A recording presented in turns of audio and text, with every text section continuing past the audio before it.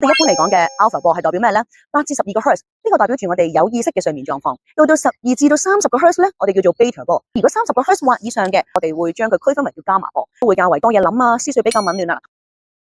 經常性要好 creative 嘅，咁可能其實佢哋長期處於咧都係一個伽馬波裏面嘅。咁當我哋長期處於伽馬波嘅時候，我哋會點樣咧？我唔知道你哋有冇試過一個情況嘅就係，我想俾自己靜落嚟，我想俾自己休息，我想俾自己瞓覺。但係當我想靜落嚟嘅時候，我個人、我嘅身體靜咗落嚟，但係我呢度靜唔到落嚟，甚至乎我想盡嘅方法都唔能夠令到個腦暫停。當喺咁樣嘅情況嘅時候，我哋可以點做呢？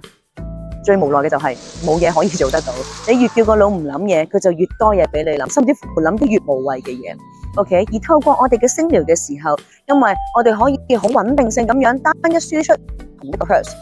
而當個 hertz 嘅共振就可以令到，例如我哋呢個 hertz 係8至12 hertz 嘅，我哋喺一個好快嘅共振嘅情況下，我哋呢一個共振，我哋就會去同佢有一個嘅碰撞。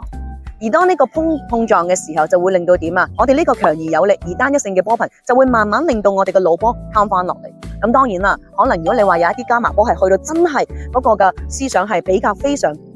真係頗紊亂嘅情況下嘅話咧，咁可能佢可能有伽馬波先至去翻落 beta 波嘅啫。但係一般嚟講咧，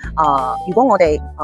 唔係好嚴峻嘅情況下，我哋比較真係時想個大腦放鬆嘅話咧，透過聲療，我哋可以令到我哋嘅腦波好迅速咁樣、好快咁樣，令到我哋由 beta 波進入一個 alpha 波。